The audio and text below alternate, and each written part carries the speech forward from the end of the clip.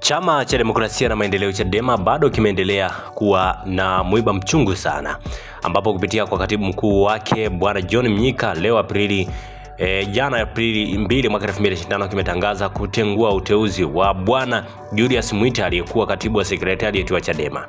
Taarifa hii ni kulingana na vyanzo vyetu vya kuaminika kutoka ndani ya chama cha Chadema na kuzungumzia zaidi. Kutenguliwa kwa katibu huyo wa sekretarieti ya Chadema kumekuja muda mfupi baada ya mzozano mkali ulioibuka mtandaoni ukihusisha makada na wanachama wa Chadema mara baada ya kuvuja kwa mawasiliano ya kundi gozi la WhatsApp lenye viongozi mbalimbali wa sasa, wastaafu na wanachama wa Chadema waliokuwa wakipanga mikakati mbalimbali ya kudhoofisha na kupingana na vuguvugu la Chadema na kuhusiana na no reform no election.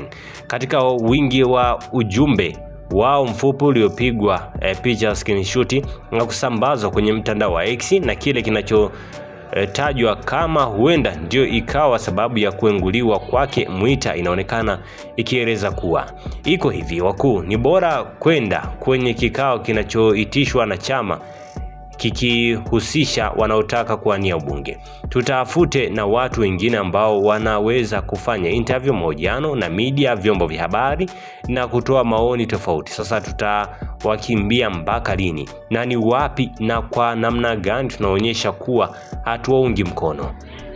Mwita ameendelea kuandika kusema kuwa hiki kikao cha chama cha Chadema anaotaka kuwania ubunge 2025 ni Mwita kwao, na kama bosi wao anaona wamemsaliti, matokeo yakiwa makubwa, itakuwa na maana kwamba watu wanaotaka ubunge ni wengi, na ikiwa watakasirishwa nao jamii haitaweza kuelewa.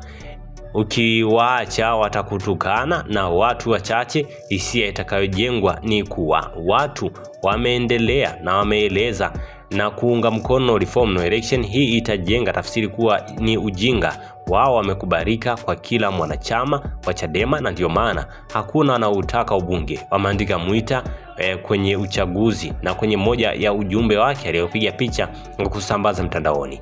Katika ujumbe mwingine alionekana Bwana Mwita kusambaza uliosema kuwa mheshimiwa, tumeletana hapa sisi kama wabunge, tunauzungumza lugha moja ili tuwe na mkakati wa pamoja.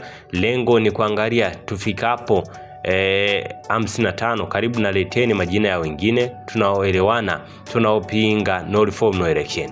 Aidha, Mwita katika picha zinazosambazwa mitandaoni ameonekana akihoji kusema namna gani uchaguzi unazuiwa ikiwa serikali na CCM na wengine wanaoendelea na maandalizi. Vipi ikiwa uchaguzi utafanyika na Chadema ikashindwa kuzuia? Nini hatima ya chama kwa miaka 5 ijayo? Amenukuliwa Mwita ambaye kibarua chake kimeripotiwa kukoma siku ya jana, ambapo hali yake imekuwa ni tete. Asante kwa kuifuatilia Baharia TV.